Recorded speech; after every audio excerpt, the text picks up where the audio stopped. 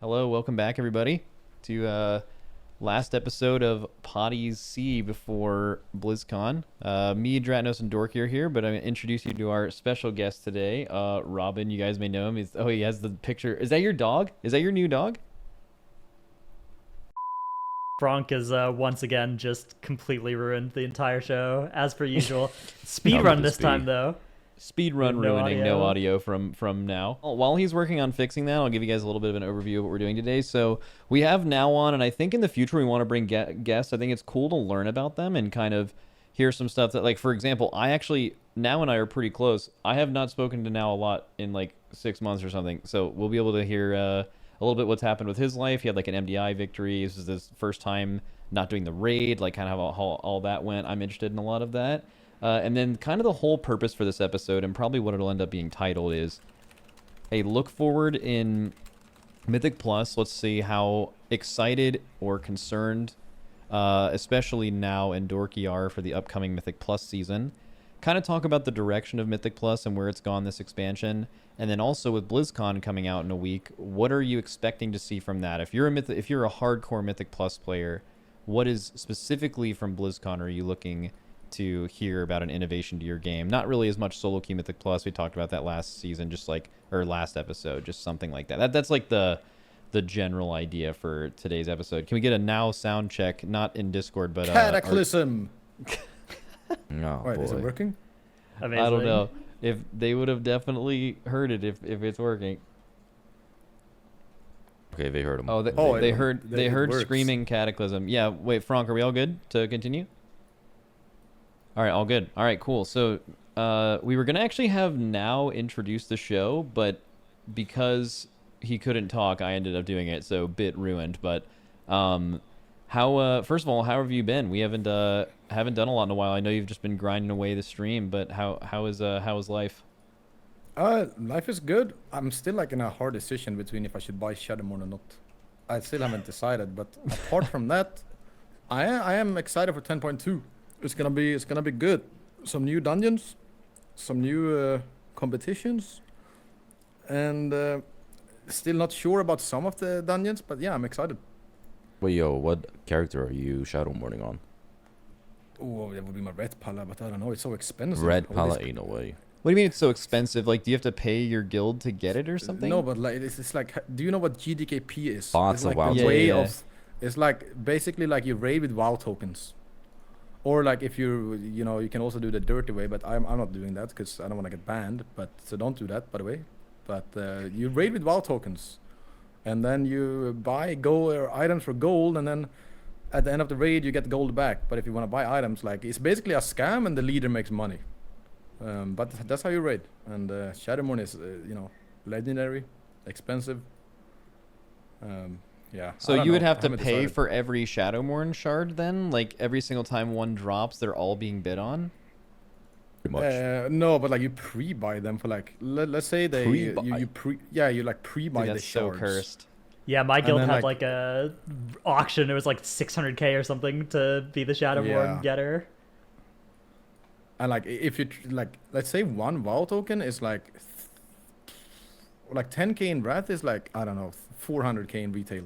And then this Shadowmoon is probably 1 million gold. So if you just make this to, let's see, Oh, a calculator, boy. 1 million Yeah, Wrath thousands of gold dollars, times yeah. 400,000. No, wait. Yeah, 400. No, my math is wrong. But I don't know. It's Well, just like before Classic got the WoW token too, there was a lot of gold obtained in dubious ways that I'm sure is still occurring as well. So it'll probably come at a discount from that for most people. But yeah, I mean that's just like super cursed. Imagine if you like stopped playing WoW in ICC and you remember your guild picked a Shadowmourne guy, and now like seeing what it's become, yeah. You'd just be like, what is this?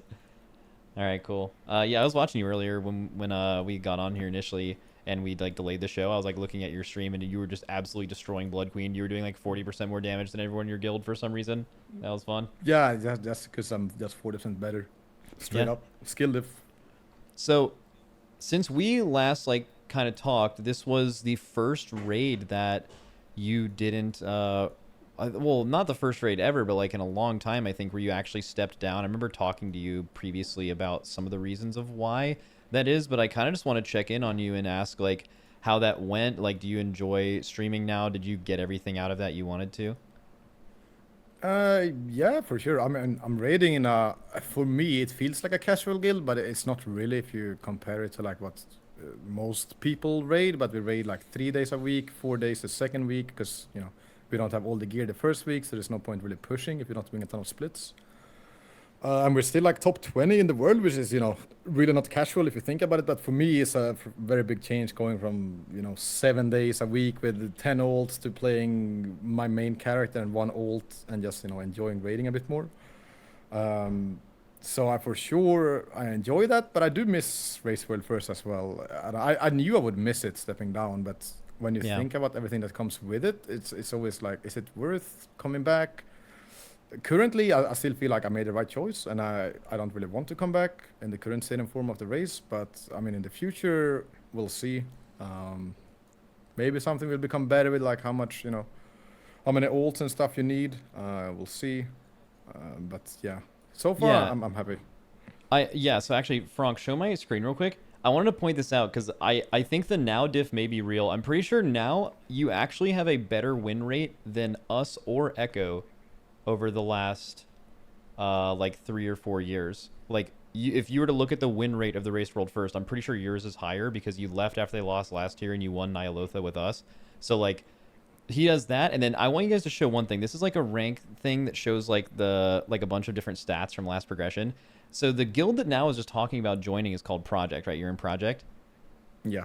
So when you sort combat time, so the time spent in Mythic combat of every single guild instead of by guild rank, you see Project being 3 hours shorter than literally everyone else. So the question is, do you think, well, first of all, when a lot of people quit the Race World First, at least in our guild, they go and raid in other guilds, and a lot of them are even good, but they usually end up hating it because it's not about the doing less hours thing. It's that you get used to a certain level of play.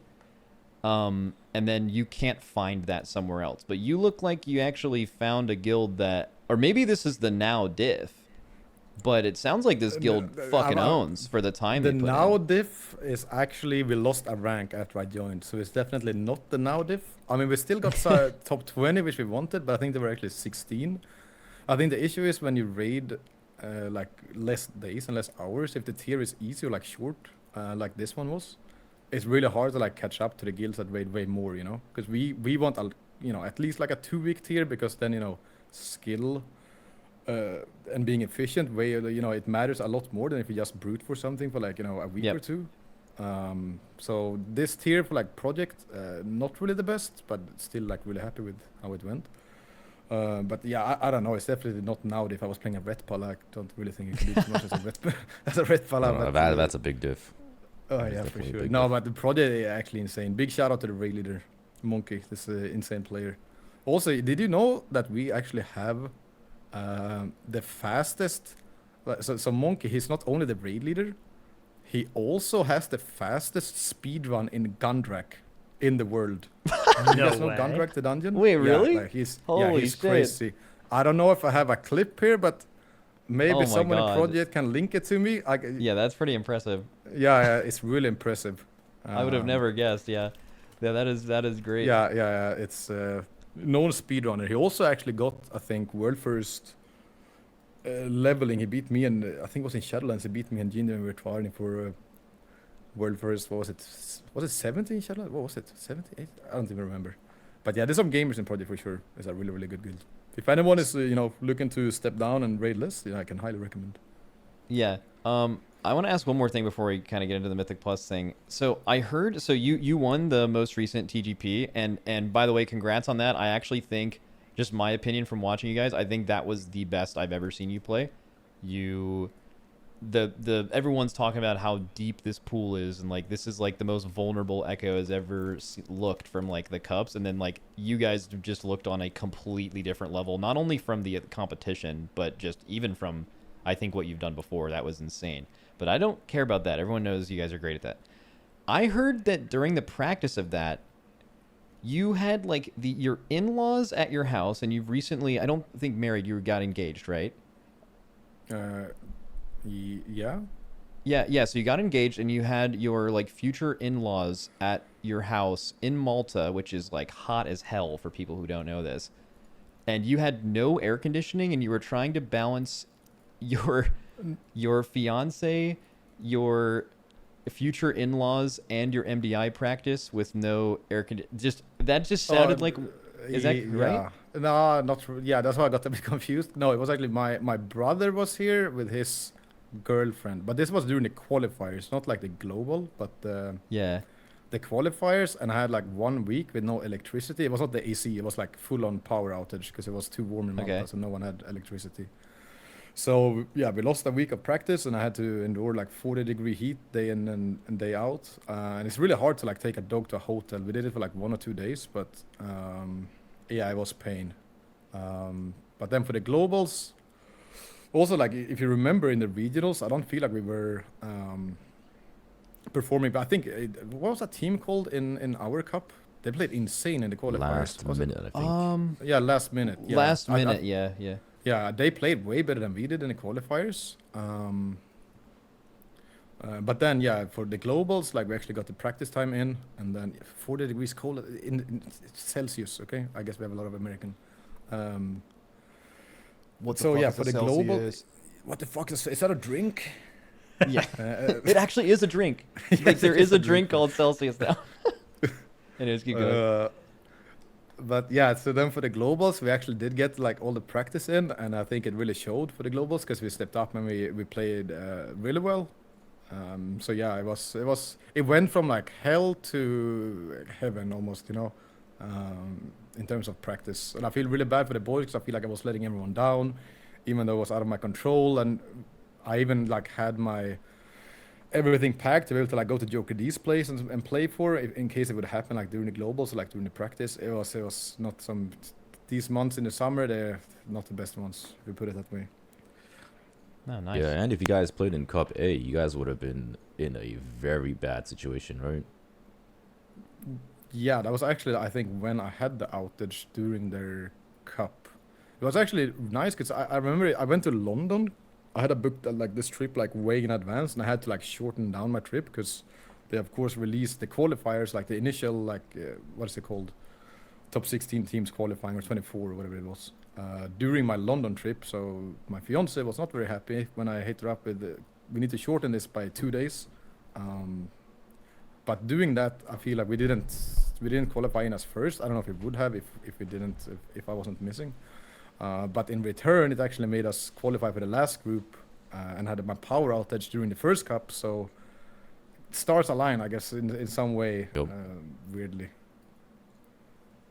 Was Right, it weird like playing with the Echo team now that you're not like raiding there anymore? Is that long term still gonna be what you're planning to do, or are you looking to like also tone that back down? No, I'm for sure no. That's like the thing I love the most, pretty much. Like, and plus, that's always been what kind of made me want to compete in WoW, in PV, I guess. It was when I started, playing a lot, being competitive back in Legion. And that hasn't really like changed at all. I guess the change would be that Maris is, the tank in raids, and I'm the DPS in raids, and then I'm the tank for dungeons, and he's DPSing, but nothing has really changed. Everyone, we know each other. We've been playing with each other for so long that I don't think anything will change unless someone has to step down for whatever reason. But no, that's looking to stay the same for sure. Wait, hold That's on. So cool. you're saying M Plus is not a mini game for you? It's not side content. No, I guess not. No. You went harder in For me, Mythic it's- Plus than you before you ever did raid, right? Like that was like your thing. That is what got you into doing all of this, I think. Mm-hmm. Yeah, it was what people started like watching my stream for. I was playing Bloody here back in the day in Legion. We were getting the highest IO score, and then people love IO score, so they started watching my stream, and from there I actually met Gingy because he also saw my IO score, and he's like, "Bro, your IO score is so impressive. Do you wanna That's a big farm one. IOs? Yeah, you wanna farm IO score together maybe?" So we started farming score together, and then that's how I got into Method at the time. Wait, that confirms our theory. We had a Patreon question recently, right? And it was like how to get better, and then that kind of turned into like how to join other guilds. And I think our answer was something like not entirely sure, but the best way to get into a better guild has to be doing Mythic Plus with someone from that guild and then just getting recruited, right? Like that has to be, and that just kind of confirms it. I didn't know that's actually how you got into the guild. That's pretty cool. And getting known too. That's a big part. Like even if you're not necessarily getting Get famous. Yeah. But didn't you come from M Plus as well, Dork? You know, like aren't you the same exactly. as me? Well, actually, both we M+, talked about this. Remember at the beginning of the expansion when you're. I mean, I remember you told me like before you quit M Plus or not M Plus, before you quit Race the World First, you were like, "Oh, dude, I'm thinking about not doing the Race the World First too." And we talked about this. Yeah, you were like, "Oh, you know, I saw you and Yumi. You guys were doing good with just doing M Plus, and I was thinking about doing the same thing." And I'm like, "Yeah, I mean." You don't necessarily need to be doing Race the World First to be relevant still, because I mean everyone knows you as the #1 M Plus MDI TGP team. I'm actually really curious about that. At this time and age, if more people like know me from M Plus or raiding, I actually have no clue myself. That's a really good question. It's gotta be M Plus. Yeah, I think it's M Plus as well, because I've never been like the big name in Race the World First. I've been around for a few years, but I've never been this, big streamer that people watch or, associate, raiding with. For you, it's Max for Liquid, and then I guess it's Gingy maybe for Echo these days. It must be Gingy, right? But I've never really been that, big name when it comes to raiding. You weren't the big name, but I think it gave you a lot of credibility. Like, I think there's something for just being like a Mythic Plus guy, but if you're a Mythic Plus guy and a top ranked tank, but there's also like the credibility of being the tank in the best guild in the world, then like that certainly adds to it. I would say it's probably both. Like I would say you came from Mythic Plus, you're a Mythic Plus streamer, that's almost all of your content. So yeah, I would say it's definitely Mythic Plus, but I mean, even then, there's like people in chat, like the first like 20 messages or 15, like at least a decent amount of them are raid. People are saying raiding, so I imagine it's both. But Mythic Plus is like the main thing you do. Yeah, the farts and UI. Oh yeah, dude, you nice, are. Yeah. Being a UI streamer is like where you make a decent amount of your subs from your UI. That is the move. That is a market that is unattackable. Very good. Yeah, I mean the thing is I've always been like very I love not even like UI stuff. I just love what's the word for, I don't even know what the word is, but I've been like that my entire life. It has to look my way, and I'm very I don't know Artistic, I don't know what the I word guess. is. Yeah, maybe artistic. Yeah, I don't know. I love doing that type of stuff. Like no matter what, if it's another game or another topic in life, I've always been a big fan of Aesthetics. Yeah, getting it in the right pixel and everything. Yeah, even as a kid, like even with Yeah. like drawing and so I don't know, it's weird. I guess that's who I am. Yeah, I mean it's all come together. You're obviously a legend of the WoW community, and a big, and actually one of the very few people I think who's had a successful foray into Classic.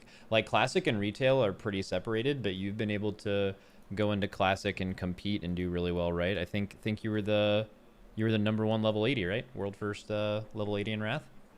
Yeah, cheated my way through. Snapped some plague borders in and got it. It's Yeah, crazy how retail that keeps players, man. happening in M Plus and Classic and everything. Yeah. Well, it's just like can't stop cheating, and it's just what I do. So bringing it back to Mythic Plus, are you playing a lot at the end of this season, or have you kind of checked out and are doing other things? Yeah, I'm playing. I would say quite a bit. It like depends week to week, but like this week, for example, I logged on, ran to my vault, opened my vault, and was like, "This sucks," and logged back to Wrath. And then the week before, I actually did one farm raid on my paladin that previous M Plus week. Then, yeah, not really too much more. No, but jokes aside, M Plus right now. I don't know, Dork, if you feel the same. I have the TGP. most I cannot motivate myself to do even a weekly key because I know I don't even need items from it. How much can't of that? motivate. Okay, I've always wondered about this. How much of that is like the stakes are gone, right? Like when you're in TGP, it's like so exciting and you're playing like the best possible geared character, I guess, without tertiaries. Is it that you feel like there's nothing else to achieve after that? Kind of similar to like doing a world first guild and no longer caring about parsing kind of thing. Is it like that? Yeah, I guess, but it's kind of like before you had MDI, right? Which is a completely different format than pushing keys. So even though you did MDI a season, pushing keys was still, or Raid Riot score in this case, was still enjoyable. But when you go from straight up playing with your team, the people you want to play with for 2 months, 10 hours almost every single day, and then you compete in TGP, which is what matters for me now when they introduce it over just pushing score on retail. It just becomes really lackluster and hard to motivate yourself to play with other people and push keys that you don't have the same synergy with, and stuff that should work, it's not really working out because we as a team, we never really push live keys. We don't really have streamers. It's me and Gingy. Click, Salia, and Maris don't really stream too much, and they're also really busy with the Race the World First, with the prep and everything. I don't do that anymore, so for me that's whatever. And then you always have to play with like other people, and then stuff doesn't work, and it's different, and then frustration. I don't know. I don't know. I guess TGP just kinda, I want to say, ruined pushing live keys. But I also feel a certain way about live keys, but we can maybe touch upon that later, because I can probably talk for like 10 minutes about that. So I know exactly what you were going to talk about. Oh yeah, I we will remember definitely get into that's that. one. Yeah, I mean, I think a large part of it is also just M Plus feels like, well, pushing keys at least after doing TGP feels like it's already been done and it's been solved. Because like normally in a season, exactly. yeah, like normally in a season, like 6 months in, the dungeons aren't necessarily like solved for high keys, because like people are learning new things every week. People are learning new tech. People are like, oh, you can do this pull now. But because we all played TGP early to mid-season, we solved the dungeons really quick, because like we're just like literally playing for dozens of hours per week, and we're just playing at that much of a higher level with like tournament realm access and all that, which normally doesn't happen. And you were saying how like I don't think that TGP ruined M plus pushing for you, but I don't know. I'm thinking that TGP really did ruin pushing M plus for us specifically. Like I can't really speak for everyone else, but like for players like us, pushing at the highest level just feels like it's not really, there's no real point in it when we've already done TGP, which part of me feels like it would be nice if TGP was like sort of at the end of the season, or maybe it was like a shorter season, because I don't know how you feel about it, but I felt like TGP season felt so long. That 1 or like 1.5 months or so felt like it's been such a long TGP. Like goddamn, this shit has to just be like 2 weeks or so. I don't know. What do you think? But that's what I wanted to touch upon, I guess. And it's not, I don't feel like TGP ruined. I mean, I guess you can say ruined if you want to use that word, but it's mainly the fact that TGP made me realize the fun aspects of actually pushing keys, which is when you sit with the boys and you have what's a good example? You have a 31 freehold or 30 freehold, right? And then you can sit there and you can figure everything out. You're like, okay, so this didn't work here. Let's try and do this, and you're not ruining your key. So it's kind of like MDI, where you just sit and you try stuff and like you figure things out. Maybe you can add something to this pool, make this one smaller. And then the end result of this one key you're running on broadcast, or this 31 freehold, is really nice. It's well thought out. You have your cooldown timings. Everything is working. It feels good to play. And then that's why I don't like live keys now, because you have one shot at a 31 freehold. You can't afford to figure the fun things out. You know what I mean? Like you cannot. Oh, maybe we should probably add. What, sorry? You just do like the safe thing, right? Like you're gonna do the thing, exactly. Yeah. And like you cannot afford to be. I really feel like we should add 2 packs here, or try and hold the cooldowns for the next pull or something, because you simply cannot afford to try it, because you don't want to waste your 31 freehold that you need for score, when you know that, oh, we need to grind another 31 freehold. It might take us 10 runs to even get another one, which I feel like the kind of the flaw of pushing keys on retail is right now, that you can never experience with the fun parts of M+, which is, just figuring out your strengths and weaknesses and just have to play safe in return. And that's why I think it makes it kind of boring for me, and why TGP is so much more enjoyable, because you can just sit there, and just figure out, every dungeon, exactly what you want to do, how you want to play it. And then in return, once you actually manage to time it, it feels really rewarding and really fun. So yeah, we can talk a lot more about this, but I feel like that's the main, for me at least. I don't know if it's different if you're not playing as much M+, but it makes M+ really fun. That's why I enjoy M+ MDI, so much, because even though these keys look so easy and basic, once you execute them, there have been so much thought and effort and min-maxing going into all these keystones, which makes it really fun. And Oh, yeah. TGP really, brought the same for me, but with high keys instead, right? So Yeah, I think it's good to touch on this topic. This is actually a discussion I have on my stream all the time. It's the whole, I mean, like, it's pretty much what you've been talking about. It's about should keys deplete or not. That's pretty much what we're talking about. yeah, When we're thinking about tournament realm, we're thinking about just being able to just put in the key and just slam it over and over and have no depletes, which has been like a really hot topic because I've always been on the side of keys should deplete, just because I feel like there should be something at risk. Otherwise, you will have players that will just run the same key over and over and over until they are able to do that large pull. And then it sort of becomes like raid progression at that point, which is not necessarily a bad thing, right? Like, there are a lot of players who love doing this. Like, me and Naowh, for example, like, we love this because we love playing with the boys and seeing progression and just trying all these crazy things out. But I don't know how that would impact the community. Like, part of me feels like this would be bad, but at the same time, I do want to try this. I do want to see Blizzard giving this a shot for a season. But, like, at the same time, it loses the last... for a mid-ground. Like, oh, okay. Yeah, I want to hear your idea.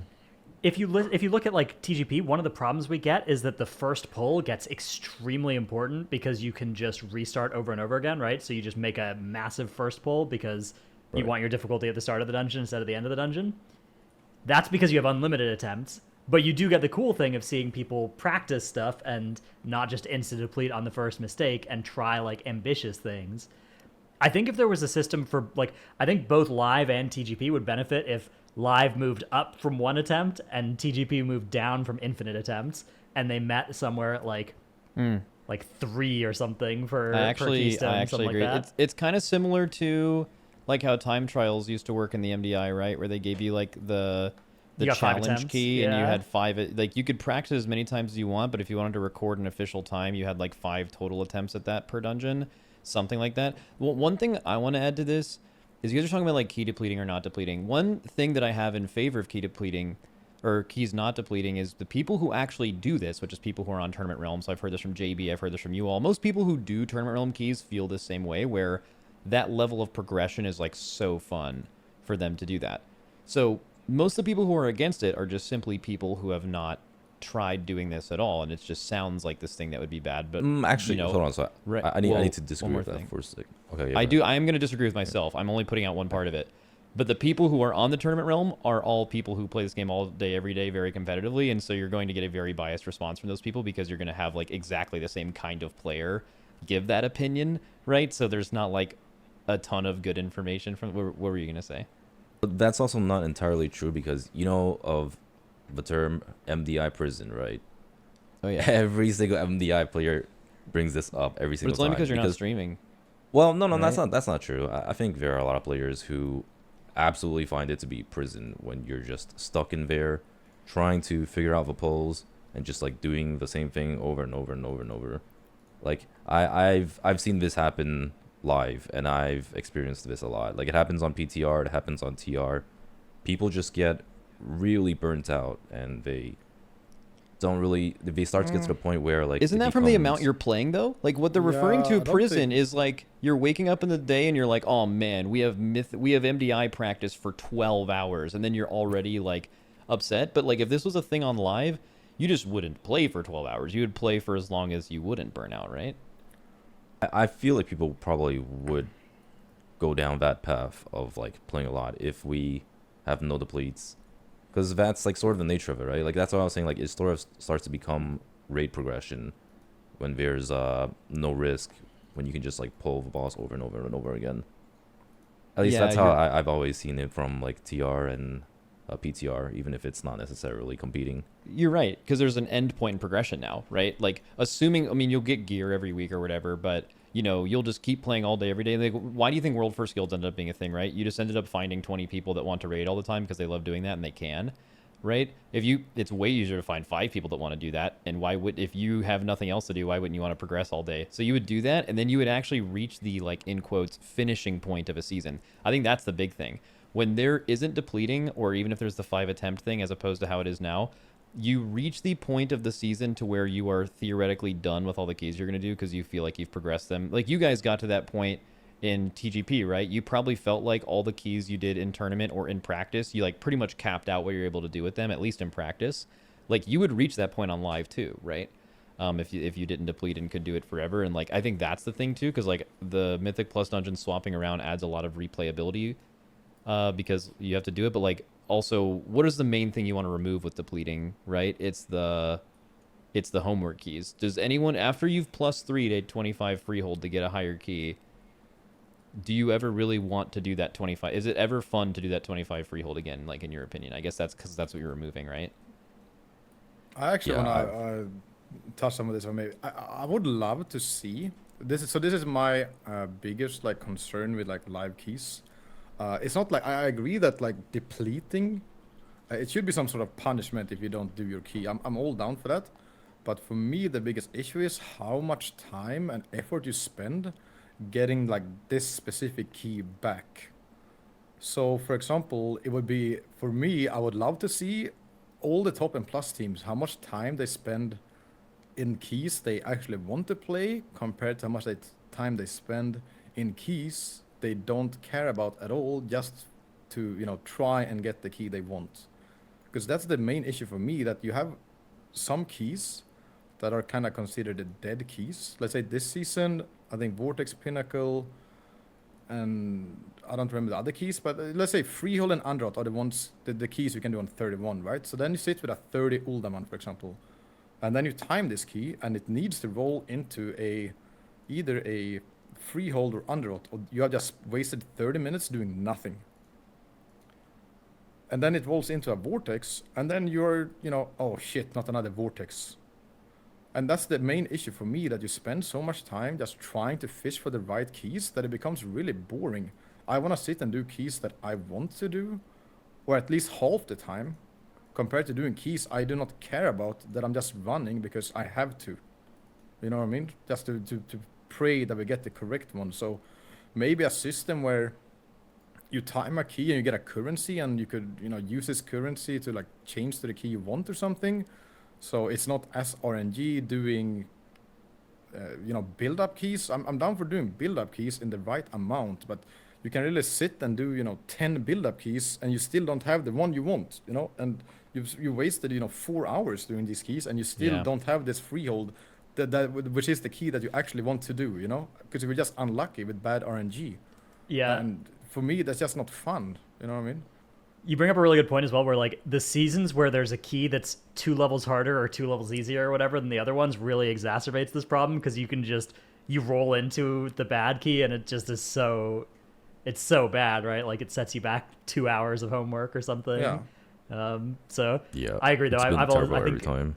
a reroll currency would be a good way to like fix this a little bit, because I do think that you don't want infinite attempts, right? Like the infinite attempts comes with the TR things that like JB would enjoy that, and some other people who play TR would enjoy that, but like even Dorki and I don't think would enjoy that. But yeah, I think that more targeting of keys and like increasing that ratio of legitimate attempts versus homework is really good.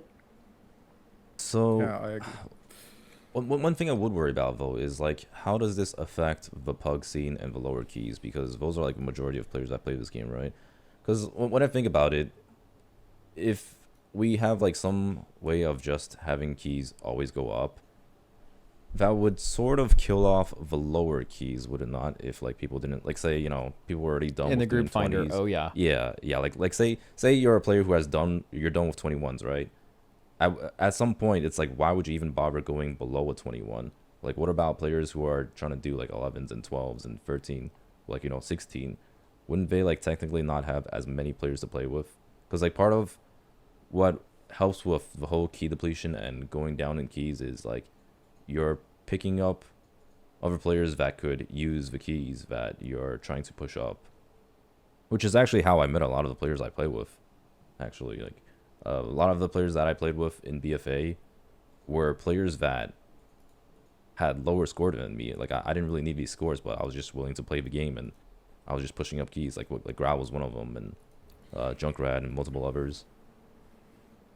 So is that the concern, I think, with like having 0 depletion or not being able to just like, because like the fullest extreme version of this is you log in and you and your friends want to do a 30 freehold, and you can just zone into a 30 freehold because you've done a 29 before, and you can just do that. And you could do that with every single other dungeon too. That's the most extreme version. But you're saying that that version has a little has some issues because you guys actually fondly remember a lot of the times when you were pushing up keys or things like that, because that's a lot of like, think about your Mythic Plus time frame in a season. How much of that is spent doing homework keys, and is that time enjoyable with your friends? It sounds like for you all that is something that you don't dislike, right? And it also helps you meet people and stuff like that. But then like how that affects the lower key audience, because like at a certain point, like a lot of people just do keys for gear, and I don't think that would really affect them, right? I'm thinking more of a system that wouldn't like punish you from doing low keys though. But for me, something that I would enjoy, for example, is that, let's say you have a currency, let's say diners or whatever we had in Shadowlands, right? And then every time, for example, you complete a keystone within the timer, right? You will get one of this currency, and then maybe once you have collected 5, you could re-roll or like set the keystone level and dungeon on your own keystone to whatever you wanted, right? Because then it doesn't matter if you're having super bad RNG with keystone. Once you have done enough dungeons, you could get the key you actually want to play. And it would also incentivize people to join random groups, because I can just do this, 22 freehold with these random people, because I would still get one currency that I could use for my own group later on, So you would have your own normal keystones, but it would, prevent this super bad RNG where you just sit and fish for this one keystone you really want to do. That if you've done enough keys, you can, just not buy, but, re-roll your own keystone to this one you want. You know what I mean?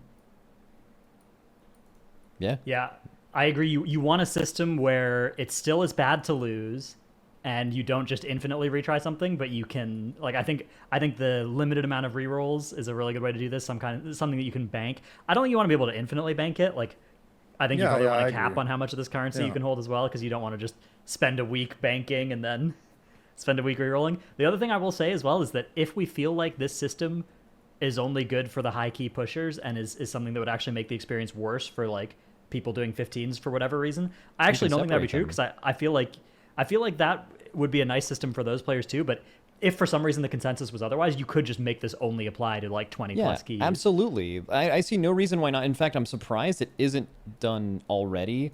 That like, and keep in mind also, we're not unaware on this podcast that the like 27s and up, like 30s, like high keys, that's clearly an overrepresented opinion and standpoint on this podcast. It's not like we have this very hard to find guests that are good guests that do like 15s and 10s and shit, but like, you get the point. Like the whole getting gear and going up to level 20, and then all of the problems we're talking about right now exist mostly at a much higher key level. It's almost like a different game mode. It's almost like the difference between a heroic and mythic raid, right? Like getting and farming gear on 20s versus that. You could absolutely have a system that is there to help the very, very small amount of players that are pushing this to the highest level, and have it not negatively affect people who are doing Mythic Plus for a totally different fucking reason at all. You don't have to have it affect them even. Yeah, I don't know. I don't think it would affect them though, because I know a lot of, like, I have a lot of friends, for example, who's in the 20 to 25 range maybe. And I know a lot of people who even like whisper me, yo, do you have a plus 24 underrot on any of your characters? Underrot is the one key I'm missing for my 2k rating, or like whatever, right? And it doesn't have to be the highest keys, but you could still, even if you're not doing the highest keys, you could, instead of searching for an underrot for 2 hours to try and get this one key that you want to do or you're missing, you could just do some other keys, and then you can just make your own key with this currency, right, to do this key that you wanted to do. And I don't think that's only beneficial for the very high keys. I think everyone could probably enjoy this. And then of course you need to make sure you cannot fully abuse this and spam +2s, right, to just farm this currency over and over and over. But I'm sure they could figure something out in terms of that, right? Yeah, I think anytime we're incentivized to go and farm like super low keys in particular, I think that's something to avoid. That'd be mega homework.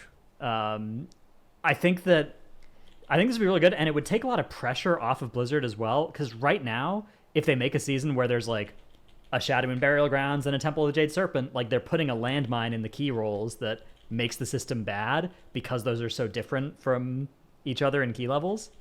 And if there was a good rerolling system like this in place, that would make that, it would still be worse than a season where all the keys were like within 1 key level of each other, but it would be a lot less bad, right? It would be a lot more. It would give them a lot more flexibility to have dungeons be a little bit unbalanced from each other, like they probably will be if they keep doing a new set of dungeons every 6 months, and not have it really int the experience of pushing keys. One thing I want to get into before we get near the end of this, we still have as much time as we want to talk about this stuff. I know now you don't have all night, but I kind of wanted to do like a quick lightning round of questions with you at some point about like things where if they got announced at BlizzCon, exactly what part of Mythic Plus you'd like to see in the next expansion. But I also want to hear your thoughts on the upcoming dungeon set and just kind of how Dragonflight dungeons have gone with like the whole rotation and things like that. Dratnos, do you know which one you'd want to do first, or if it matters? Oh, you want me to pull up some dungeon VODs or something? Oh no, I don't care about that. Just like the talking points, like which one you'd want to do first. Oh, no idea. No, Well, I think we should end with where Mythic Plus is going, and Okay. I guess right now, I kind of want to hear from you what you think about specifically next season of Mythic Plus. So for a lot of the viewers, this expansion has been, they've done the rotation thing for the first time ever. They've had the 4 new dungeons, or the 4 old dungeons brought back in every patch, the 4 Dragonflights in the first 2 seasons. This time we're getting the mega dungeon, so I want your opinion on that. And then we're getting 6 old dungeons back. I've heard a lot of mixed opinions about the upcoming dungeon set from people. I just want to hear where you're at with that. What do you think about season 3? Wait, before this, what if we talk about rotating dungeons and how we feel about that? Yeah, Sure. I think rotating dungeons are great because it kind of shows that you don't need to have a seasonal affix. Even though I do miss seasonal affix, I think when they hit the sweet spot with the seasonal affix, it is really fun to play in Plus with. Also affix in BFA called with the obelisks and Awakened. Awakened, yeah. God, I and then miss you had her. the relics in Shadowlands. I also thought were really fun. You had a lot of choices, and then at the same time you have like Infestor with Thundering, which people straight up hates more or less. So it's a really hit and miss. I feel like with seasonal affixes, but I do still. I feel like I miss them. It adds something to the keys. But now when they're rotating dungeons, I miss it way less, for example, and I don't really feel that I get bored as much from a specific dungeon. For me, this last season, it was mainly about the comp that made it kind of boring to play, because I like to play my Red Pala. You guys know, like I love playing Red Pala on retail. I'm raiding as a Red Pala. I like doing it plus as a Red Pala. When I get bored of tanking, I usually play my Red Pala, but then this season I just felt like I was straight up inting my group if I brought my Red Pala to a key, But that's like another issue in itself. But I do like the rotational, or the dungeons rotating, and we're bringing back old dungeons. There's been some issues, with some of these dungeons maybe, but I feel like they're still in the learning stage maybe with balancing. It's the first time they're bringing old dungeons back, and we have seen way more frequent updates, and I feel like the communication has been a lot better compared to Shadowlands or BFA or even Legion with and plus tuning, stuff like that. So I'm definitely for it, because if you're doing a lot of M plus, it makes you're getting new experiences with every patch, pretty much. Yeah, So you like the rotation. Oh, sorry, go ahead, Dorki. I was gonna say, the thing that sucked so far has been the first month of each season has felt rough for M+. I don't know if you guys feel that way, but At the high think for level, a or lot- like, do you think for most players? just sort of in general, I would say like the first month has been pretty rough because we're getting in new dungeons every season. We're having a hard time getting these dungeons right until maybe like a month after. I'm not sure. Do you guys feel that way? I feel like it What was worse season? this season for sure than season 1. I know that. Are you Season talking 1 had about some figuring rough ones. Yeah, but are we talking about figuring the dungeons out, or that the dungeons are like buggy and imbalanced and? Both, I mean, actually. I like the figuring out side, but I do feel like season 1, the start of that season, there was like Ruby life pools early on, and early Azure Vault as well, and then this season we had a few at the start of the season, right, where it's just like, what are we doing here, right? And then Neltharis with the changes the whole way through the season as well. So I'm a little bit worried about new dungeons reducing that like quality a little bit, and especially it's the unwillingness to like change Neltharis chains for so long as well. Yeah. But I still am having way more fun. Like The dungeon rotating part has been really fun. This season sucked for the comp reasons mostly, but the dungeon rotating part was really cool. Well, what do you guys think about just when you're talking about rotating dungeons, you have to talk about the bringing the old dungeons back. So this has been happening now since season 4 of last expansion. What do you all think the overall success rate has been of them bringing back and revamping these older dungeons? Have they got better at it over time? Do you guys like that they're doing that? Because kind of the alternative is you're doing the same dungeons, right? Like, they're not going to make 8 new dungeons every season. Yeah, I feel like it's a really hit and miss. I don't know, like season 1 you had Shadow Moon Burial Grounds, which was probably the easiest key ever in terms of, you know, what was going on inside the dungeon. You're on high key levels if you get one shot, but it was very easy, I guess. And then meanwhile you have Temple of the Jade Serpent, which completely destroyed all the groups, and the key level difference was, I don't know, do you remember Dorki? But you could do like a 32 Shadow Moon and like a 28 Temple. and you know, it's night and day in terms of difficulty, you know. So I feel maybe with more, you know, experience they will balance them better, but you don't really ever know if they're gonna be easy or, you know. Everbloom currently is the most, you know, the 3 mobs before the 3rd boss, for example. How are you ever gonna kill these in a 25, you know? I don't know how that's not changed. Yeah, I mean, I don't know. It's just like a really big hit and miss, I feel like. And they probably need to like do, even though I said that the communication has been better and they are listening to feedback and stuff, it feels like stuff like this has to happen earlier. With like imbalances and especially like we had a ton of bugs this season, for example, like you touched upon Dratnos with the chains in Altharis. You had some other bugs in so many dungeons. Someone can then bring up a ton of examples, but that took a long time to fix, which I feel like they have to fix way sooner for people to, you know, because people, they, let's say Wise Mary season 1, you go in there with your group, Pug group, it's 3 months in, and the beam one-shots 3 people, even though they're not standing in it, you know? And like, this should not be the case when you have a dungeon in a plus and you know, this far into the patch. This should have been fixed, and maybe they will, you know, fix these issues faster. I hope they will, but you never know, and it's, I guess, like concern for a lot of people that there's no clear, you know, I don't know, answer to it, I guess.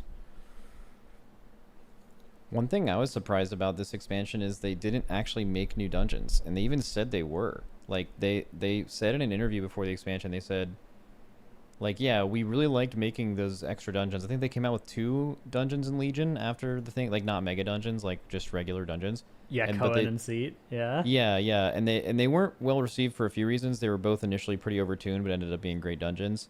But they were, in Blizzard's words, they were avoided because they were the only dungeons that were new. To some level that was true, they were also overtuned, but like, you know, if you're choosing between a dungeon you want to get gear from, are you going to do the one that you and no one else in the group has done, or one that you've done for a year, right?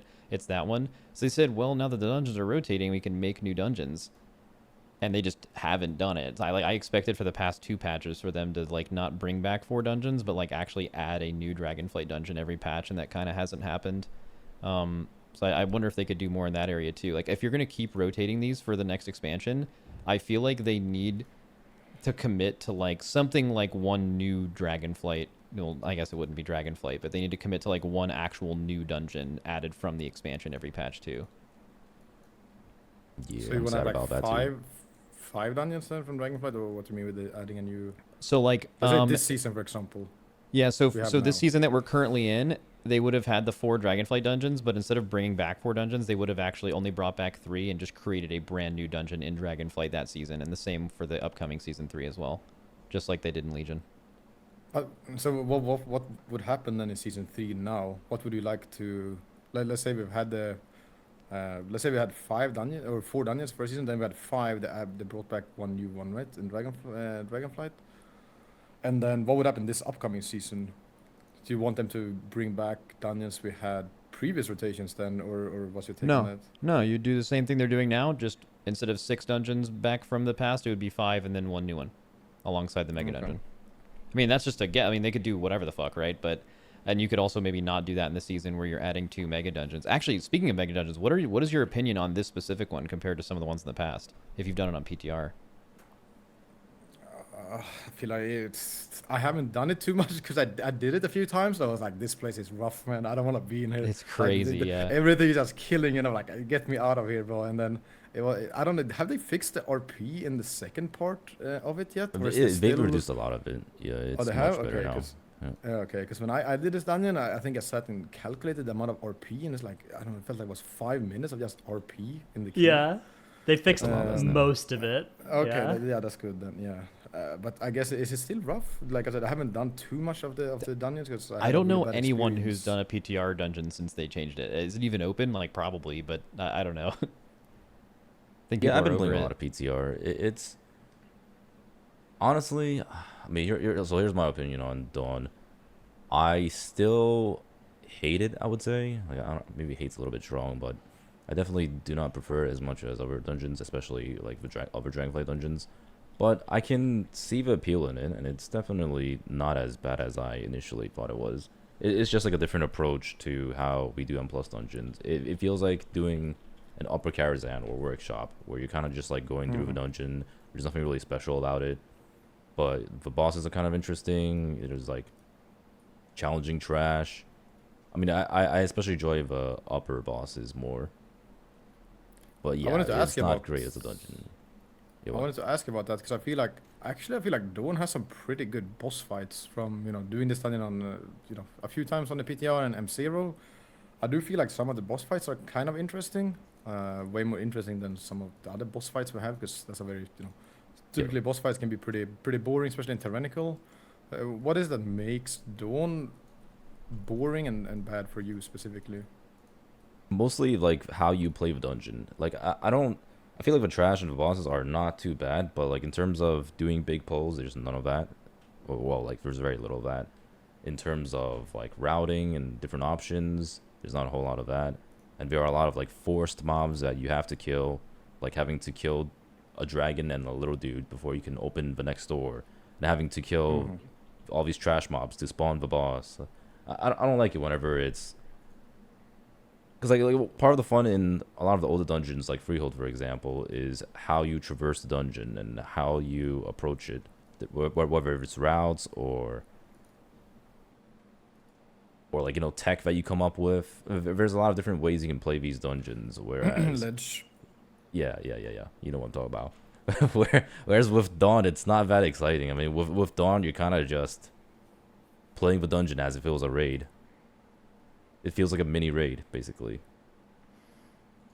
Yeah, no, I'm completely with you on this one. I think isn't this mostly the case for anyone who's actually interested in pushing keys, though, that you want to have these options and play around with the count inside a dungeon and what routing you're doing, maybe try going left or right, or I feel like Brackenhide was a perfect example of how good a dungeon could have been, but then the left side was just like completely unplayable, so it kind of it didn't really happen too much and it became very linear anyway. Sure, you have some options in the beginning, but whenever a dungeon, like I said, freehold, is when you have choices, it becomes really fun to play. And I might be mistaken, but didn't even Blizzard say they want to make dungeons less linear, so you have more options? Maybe I just misheard this. I don't know if they said that. I know that's a big community complaint. Yeah, so I mean, I do know that they intentionally designed these dungeons to be more linear and for count to just like come out to be 100% by the end of it, because they want it to be easier for players to get into dungeons. You can have that at the same time as having options, right? Like there should be a default path that gives you 100%, and then there should be the ability to like cut some of that and pull some stuff from the sides and like do, or like Brackenhide with a left and a right and like a open start area, open side areas, right? Like that is a perfect example of a layout that could be so great if they didn't make one side twice as hard as the other, which obviously they inexplicably just did and then didn't change all season again. Like Brackenhide and Neltharis, there were like a couple of slam dunk changes they could have made to those dungeons early on that would have made the season so much better. It's a shame. Yeah, like in my opinion, go ahead. That was the beauty of like On the Rod, for example. You were allowed to like choose which mobs you want to fight, but also it was like pretty linear, and you can choose like how many of the mobs in the second boss area you want to pull. You didn't have to pull like 10 mobs, you could just pull 5 mobs. But like if your group was good enough, you could handle more kicks. You could pull in more. But I feel like another argument against that, from at least what I've heard after I've given M+ feedback, is that players will feel obligated to do the, you know, quote unquote optimal path. And for pug tanks, it could be hard, where it's like, you know, very, very like, oh, you know, why are you not doing this route? I've seen this route on stream. Why are you just doing this like W path with pulling 5 mobs at a time? Pull more. I feel like they're trying to eliminate that just to make it easier for players to get into. So, I just had like the craziest idea. Like, you should make this a YouTube video or something. Imagine you going into Brackenhide and you just send a full pug, like 22 Brackenhide, and you're queuing up as the tank, and you kill the first boss, and you just send it straight left. You just go. You left. just Oh send my it. You know, God. just keep going. What are they left, gonna do, just see how right? the- Like, yeah, it's so what is funny. the group gonna do? You know. No, the funny- dude, I would love to watch It'd be that. That would perfect so for fun. some. It'd be perfect for some front cuts. Like you would just like That'd be so zoom in on good. the part of the screen when you can see people stopping to type, like because like they want you to stop and they're like, wait, please, no, tank, please don't do this, and then yeah, you'll just get owned. I want to move on to a few other things. So I want to ask you some lightning round questions about some things they could announce about Mythic Plus at BlizzCon. But before that, I want we've given ours before, and I think we're probably going to do an entire show on this. But give me your 5-minute thoughts on Augmentation Evoker in Mythic Plus specifically. Ooh. I think very interesting, and I think this is probably an approach they want to take for the future, but the timing was probably the worst it could have been, because this needed to have, you know, a new patch type of PTR playtest and have, you know, everyone play it out and not in between like 2 patches, because they could not balance it properly for M+, as we've seen, you know, like even for the next season now, Augmentation, you have to bring an Augmentation Evoker. I do like the theory behind it. I'm down for having a support spec and 2 DPS, a tank and a healer. I think it's a cool idea, and it's something that would, you know, it shakes up M+ and makes it new, but yeah, it just ruined it. Like the idea behind it, I am fully for, and I think it's very interesting, but it was just not executed, I guess, the right way, if that makes sense. Well, how would they execute in the right way, in your opinion?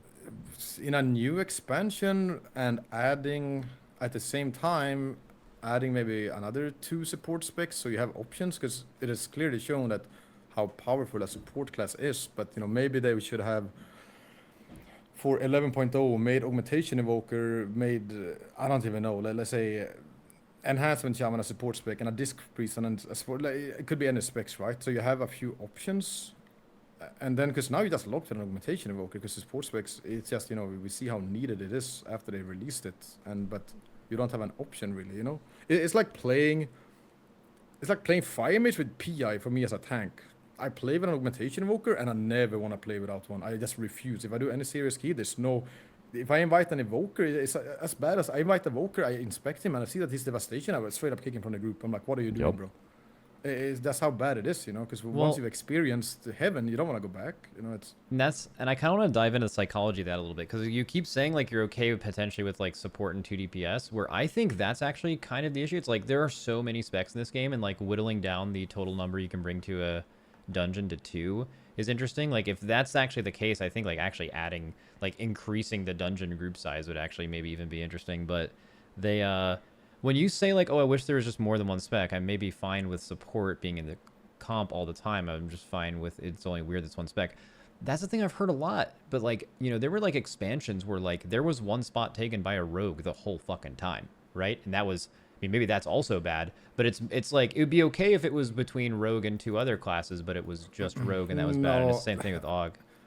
I don't think you played like M+ back. If you bring up rogue into this, like, I'm telling you, rogue was broken back in BFA, but it was 1/10 of how broken Evoker is. It's not even like, Yeah, it's just that it's that good. yeah, it's like, it's that good, you know, like it's, you just can't play without one. You simply cannot do a key. It's the same when we practice for like TGP and the Evoker dies, the entire group is dead within the next 20 seconds. And Celia is sitting and crying like, I'm so weak, I can't heal. Like, it's just crazy how much power this one spec brings to your group. But you could have said that Rogue, about many specs, though. You know, like if it's not what's- Rogue, then it'll be like Fire Mage and BFA. Like, there's no shot. No, but you like, would it was play not without close Fire to Mage. August way more powerful No, but than you Fire still, Mage and yeah, BFA it's was, way more. Like you could still play without one. You simply don't cannot know. survive high keys without an Aug Evoker. But you also just cannot time like 2-level keys higher without like a Fire So Mage or is- Destro Lock in Season 3 and 4 of Shadowlands. No, but so then it's more. the reality is just that it's just too good then, right? Like you Yeah, can have yeah, a support class, but like it being so much better than every other class that's ever existed in Mythic Plus, you could have it be worse than that and still good, right? So it's just simply too strong, right? That's the problem. I agree with Dorki with like what you brought up the Warlocks and stuff with Shadowlands, but it's more of a. The issue is that it buffs the entire group. I guess is the issue that your tank and healer can't really play without one. You're just so dependent on this one spec to be able to like live and heal through certain mechanics that even if you brought like a lock or a mage, you could still survive certain things. I mean, that's not really true. I mean, the way I've always seen it is like if I didn't have a Warlock in Shadowlands, the pack's just gonna live for literally ever, and I just cannot tank that.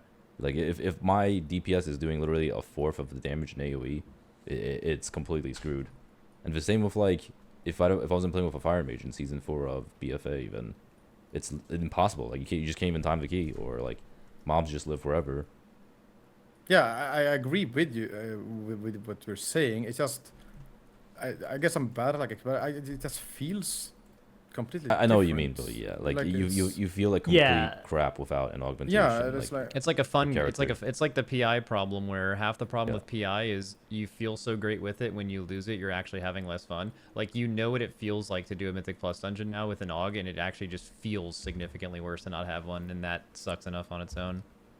So hold on, here's a quick question. If augmentation was doing 70% of an actual DPS's DPS, would you still bring an augmentation in that case?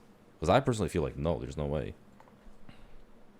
it Yeah, that- depends on I guess how hard the dungeon is. If you don't need a DPS to time if you would not be able to time this key with the augmentation, but you also have to keep in mind, that like even if it's doing 70%, it's also making the tank and the healer stronger, which I said I feel like is the issue that some of these pulls, like, do you think you could do this big ledge pull you did in Freehold on a 31, 32, 45 without an AUG in the group? Well, but at the same Guardian time, I is feel probably you like the. wouldn't- Sorry, you say, go. I feel like you wouldn't be able to time a 31 or 31 with 70% of the DPS. Yeah, that's like, that's what I'm thinking. So like you I just be think doing, that like, a 29 number instead. that number can be moved around a lot. The whole like it does 70% of the damage of a DPS thing. That is like to stop you right there. You would absolutely not bring one. There's no like 30% damage increase on one that is a massive number. That's the difference between timing a key, entire key level versus another one. Like staying alive, you will always figure out a way to stay alive, right? But if that number's like 80 or 90, like right now, AUG is like doing like the most damage, or in a lot of logs, depending on the dungeon, like they'll end up being like equal with the other DPS while bringing the most utility in the world. But I think once you start making that number 80, 90, somewhere down there, it starts becoming a competitive option, right? Rather than just being unbelievably fucking OP. Yeah, I just don't like this entire fight that is buffing tank and healer. I feel like that's the main issue. That Yeah. like even if it does like 80, 90%, like your tank and healer, you want this in your group just because the Like- fact that you just it makes everything so much easier. Like you can afford making more mistakes as a healer and a tank because you have this safety in your back. That you're just like more powerful. And But at the I same feel time, like- there will 100% be a number where you don't bring it, right? Yeah. there- I agree, but If they put it at that perfect balance spot, though, where it's like equally good to play with or without it, I still agree with now though that it's just going to be less fun, right? Because like either you're playing with Oh, it yeah, and for you're sure, yeah. slow and you're like right up against the timer, or you're playing without it and you feel like paper and all the pulls are like nuclear difficulty. I don't know, like it just it introduces this dynamic to your composition where you either have the support or you don't have the support, and those just don't feel like the same game. Yeah, I mean, because like the extreme end of the example would be like, why not just bring 2 healers in that case? Like, no one has ever played 2 healers in the history of M+. Just because a healer because doesn't you did- keep you alive. And that's Well, the- I mean, Yeah. technically, 2 healers would absolutely keep you alive. Like, having, no, it having an extra wouldn't, 'cause healer. at some point you would just get one shot. Like I don't think a healer is never like. I mean, but you have an healing extra a tank and- external. yeah, but like- you would have way more healing. Yeah, but a healer is never really healing the tank in M+. sure, like you are healing the tank, but like, you know, the tank needs to be taking care of himself, you know, and he gets this external support where he cannot stay alive. Like you talk about externals, right? But like you wouldn't like imagine being a healer just sit and spam heal the tank, like you know. Wait, so you're saying healers are cosmetic? I agree. Fuck healers. True. This is why we have 4 tags here. God damn this podcast. Sorry, Saley. I mean, you're awesome. I mean, sorry, prank, bro, prank. Yeah. Anyways. I have a few questions for BlizzCon's getting announced or BlizzCon is going to be announcing a lot of things, and I kind of just want some quick, not like fully thought out things, but just quick answers from you, Dorki, or not Dorki, now, and then you guys can also chime in as well about just a few things. So number one, what is your idea for affixes now? Like, how do you like affixes currently? Do you think they should majorly change them, positive, kiss, curse, or do you think they can continue down this road but make them less ass?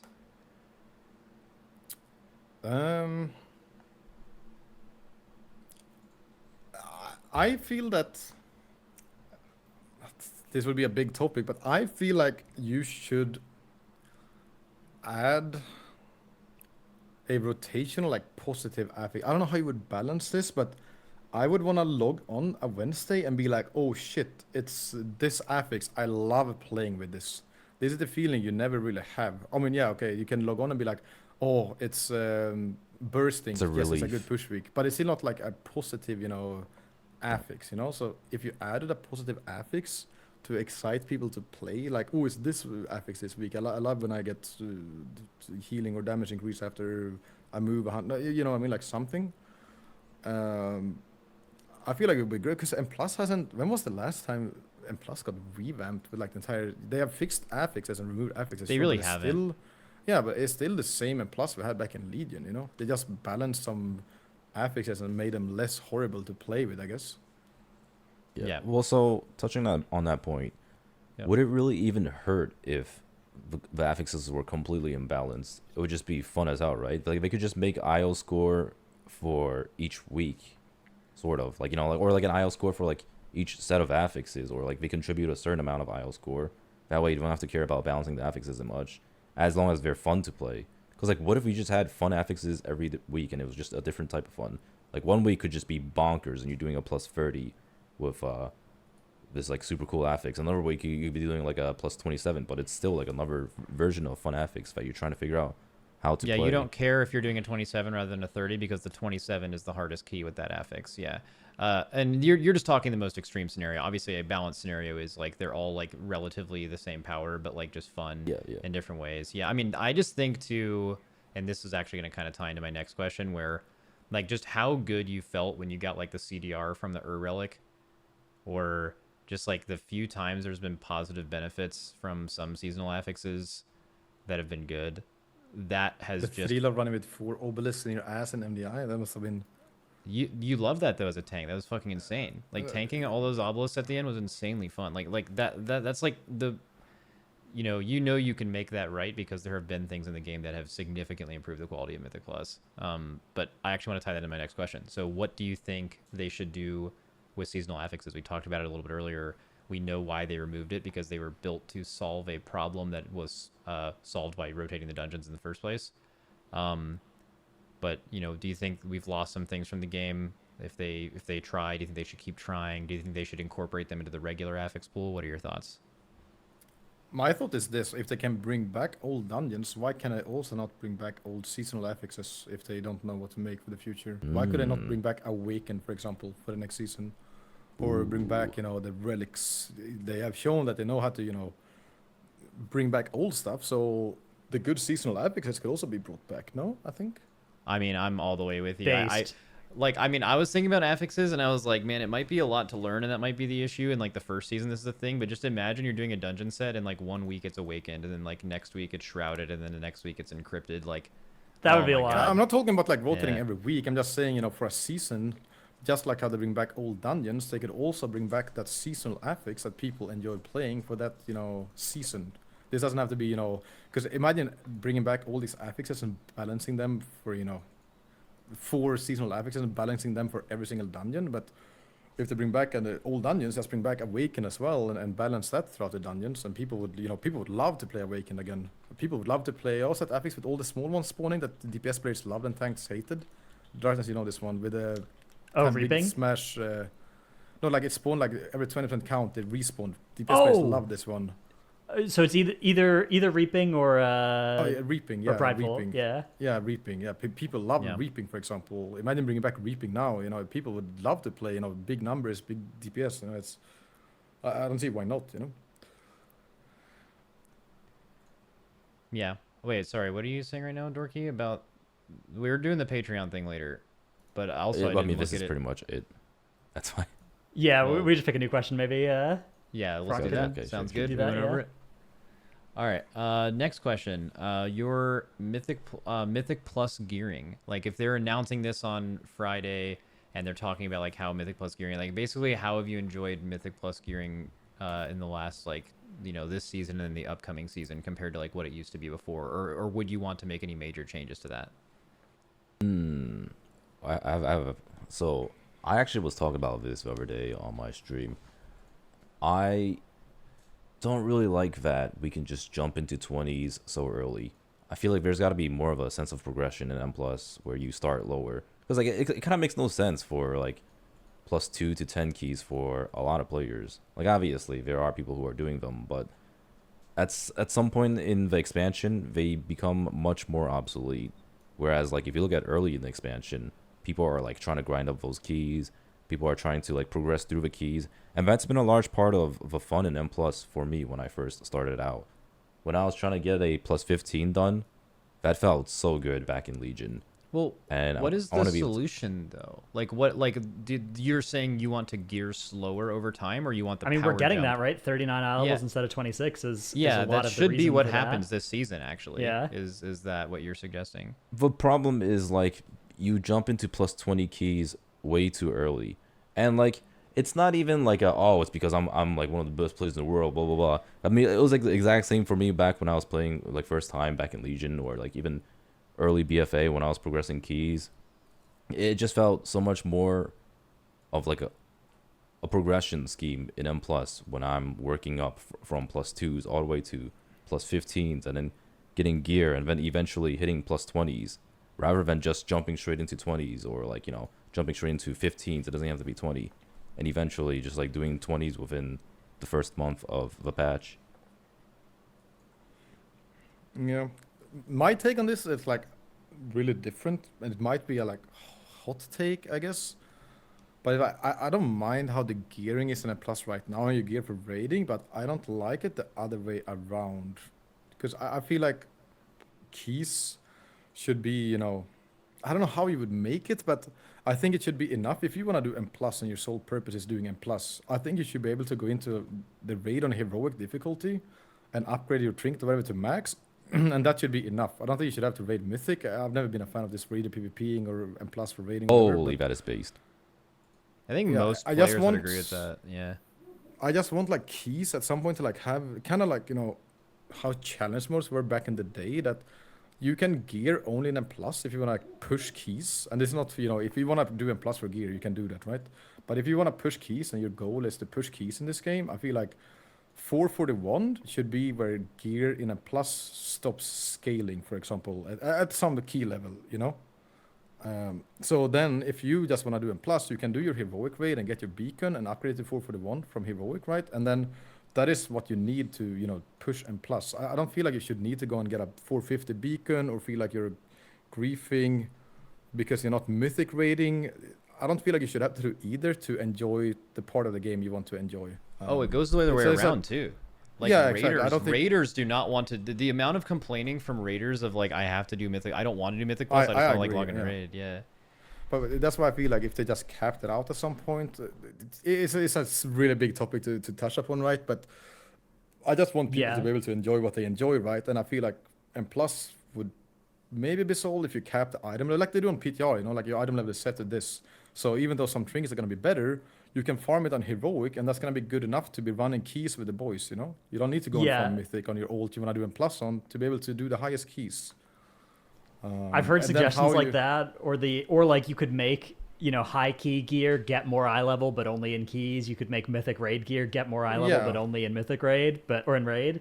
But I think they're hesitant to like do that because they don't want to like make the gearing weird or put in any kind of scaling or that kind of stuff if they don't have to. But I agree. Like the mythic beacon situation versus heroic beacon is like, even as somebody who raids mythic, it's frustrating when you got like a character that is killing Sarkareth for a few weeks and you don't have your beacon on it and you're trying to push keys on it and you're like, man, this kind of sucks.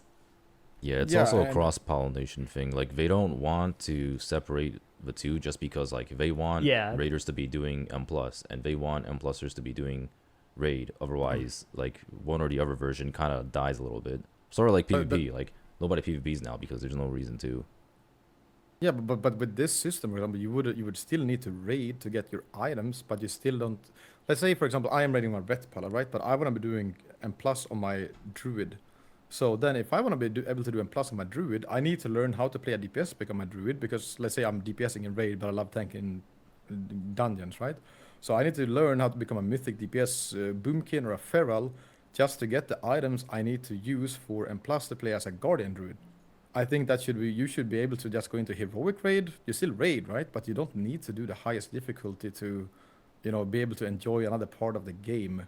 Because that's a big issue, for example, if you don't have mythic like Jaroon, or example, I'm speaking from my guardian druid pov now because that's what I play, or mythic tier or stuff like that. You just feel less powerful, right? And if I could get this on heroic and just do my heroic raid every week and try and get it, that would feel, for me, way better, because then, I finally got my Jaroon.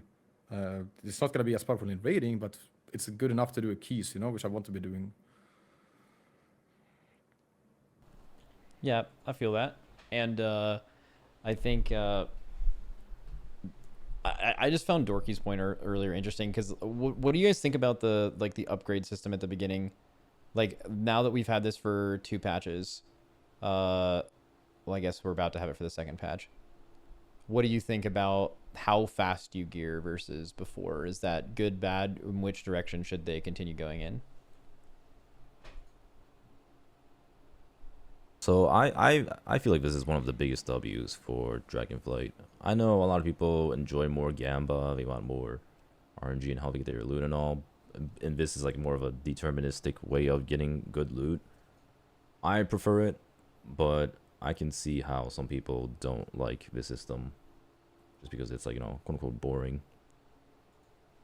I like the system as well. I feel like they're making it better now with like this season, right? That they are making it more simple. I felt like it was a bit. I remember I was sitting here on release day of 10.1, and I'm like, okay, Dratnos, please have a video explaining how the system works. Because I did not understand like what I need to upgrade and what I need to collect, because I feel like it was a bit maybe too complex and like what you need to save. But now I feel like it's a bit simpler maybe. I do like the system. If I have to say one thing though, is that it feels kind of bad on ults, because you need so many of these mats to like craft stuff, that you need how many, like 60 aspects to craft like one item that you need, and the fact that you cannot. I'm sitting on, I don't know, like 50 crests on my druid that is just sitting and taking up bag space in my bag. Like, why at some point could you just not make this a bit more ult friendly? So I want to gear my ult, you can send your crests or something, and gear your ult, because I don't know, there's been a big reason for why I do not want to gear my ult. I just need to farm so much, right? And then people are gonna be like, oh, he wants free loot, but I would rather play my main that is powerful until my ult is at least has some items before I jump into it. Yeah, okay, that makes sense. I want to get one more question in before our Patreon question of the week, and also we'll get into the Patreon thing when that's time. You now have just been appointed right now, this moment, to the head of like WoW Esports for the next expansion, and you can do whatever you want with the MDI and TGP schedule. So this expansion, season 1 was MDI, season 2 is TGP. What are you doing? What is your first course of action? Oh,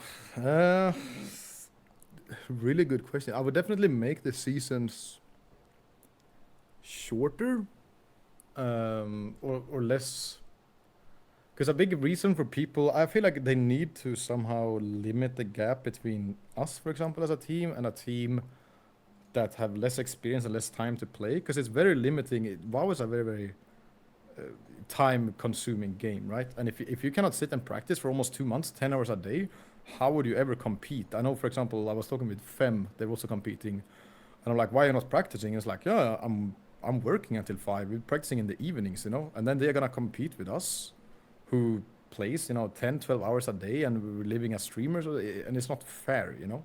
Yeah. So that would be the first thing, I think, to try and attract more people to join, make it less time consuming. So even if you have a normal job, I think you should be able to compete and don't feel like you're falling behind in terms of practice.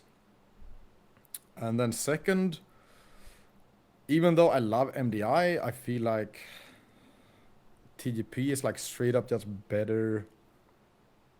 It's just, I love MDI and I prefer MDI over TGP, but I feel like for the community, I think TGP is the better event. I don't know if you could change MDI to be more like TGP, but I feel like people can, see themselves and recognize themselves way more in TGP than they can in MDI, which makes a lot of sense because you're never really speed running keys on live service, right? It's just an MDI format.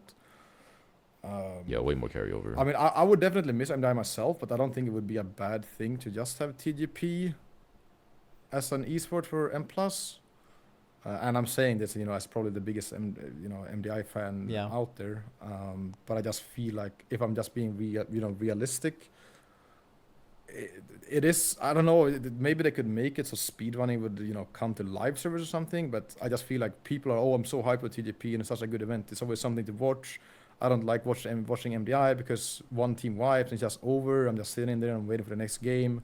And then you have these like very rare situations where two teams in MDI are like neck and neck. And it's a question about like 10 seconds. And then MDI is really enjoyable to watch. But it's so, it's quite rare that it happens. So I don't know, scrap MDI or fix MDI to be more, you can relate more relatable, I guess. So yeah, less time consuming, more relatable in terms of MDI or just focus on TGP maybe would probably be what I would suggest. Yeah, I think I'd agree with that. Yeah, it's cool. All right, Dratnos, take us home.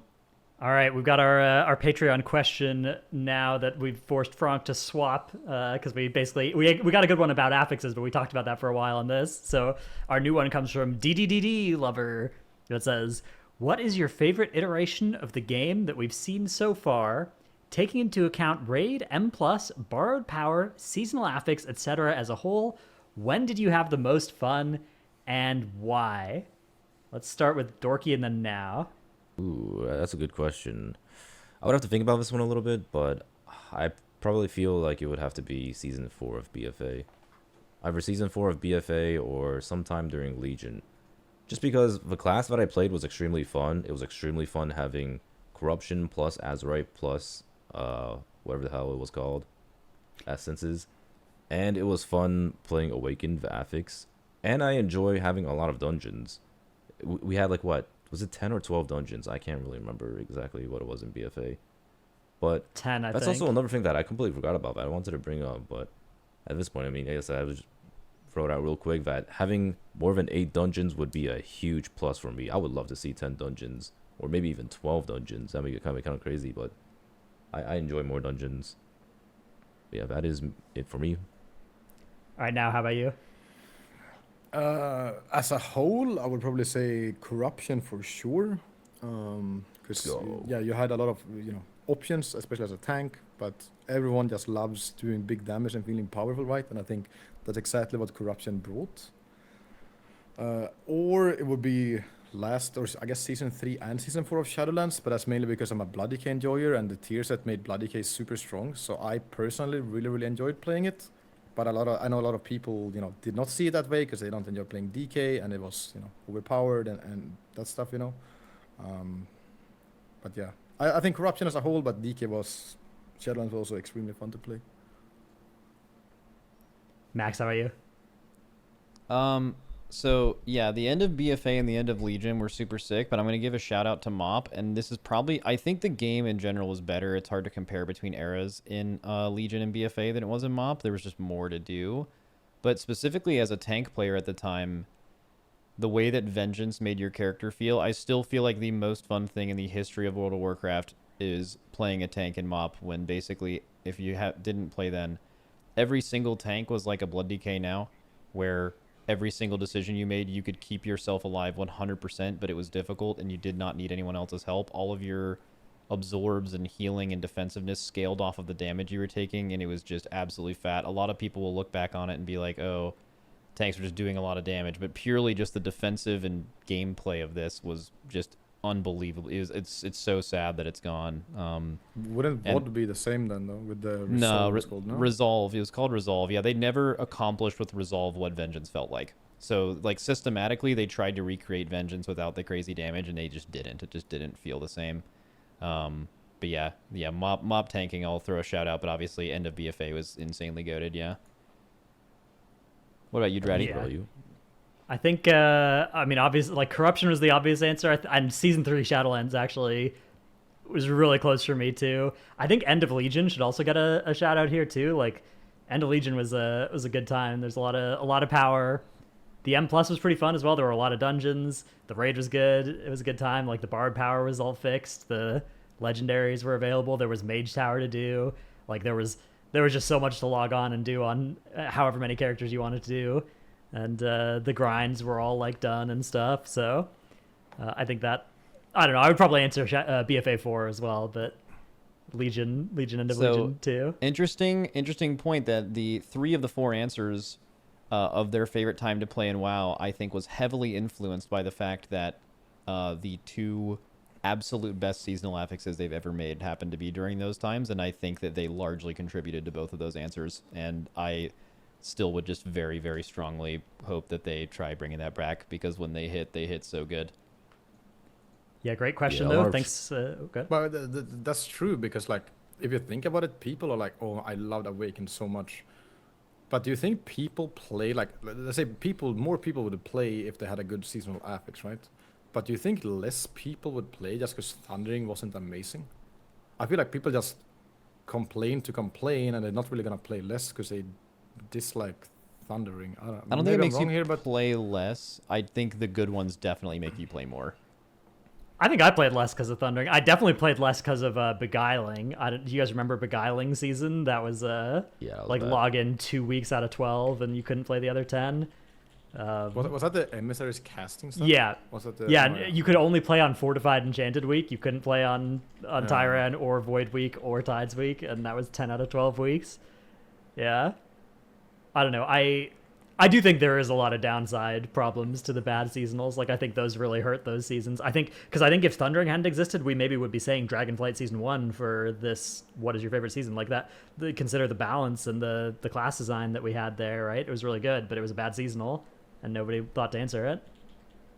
But don't you feel like that the potential is way higher than the chance of it not being the best one? Yeah, it might be worth it, right? To be potentially great, but then potentially awful instead of just always mid. Yeah, I feel like the same. We kind of forgot about it. There was also another non-light. I think it was the first one in Shadowlands, right? What was it called? Every 20% count. Prideful. What was that one? Prideful. That was also not a good one, but it wasn't catastrophic. Like, it was one of my least favorite ones. I mean, but it wasn't. I would way rather play through one season with that and have another Awakened season than not play with seasonal affix. You know what I mean? Yeah, there were surprisingly a lot of people who actually liked Prideful, but they were like more of the people who were just doing plus 10s to 15s. But yeah, I do feel like a lot of players, they would rather be apathetic than hateful, and a lot of these affixes, they incite some hatred. Yeah, it's interesting philosophical question. So thanks again to DDDD Lover for sending us in that Patreon question. A bunch of other Patreon perks available, by the way, over at the Patreon. So do go check that out. Patreon.com/ is it PoddyC or the PoddyC? I think that's the only one where it's just straight up PoddyC over on Patreon. Yeah. bunch of stuff you can get there. Thanks also again to Naowh for coming on our show this week. That was really good to actually talk to you about all this. And for those wondering where Max went, he had to let in a person to install a door, I believe. But it lines up pretty nicely because I think we were just about ready to finish up here. So go check out Naowh. We've got links and stuff in the description and everything. And yeah, that's going to be it for us this week. Bye, everybody. Thank you very much for having me.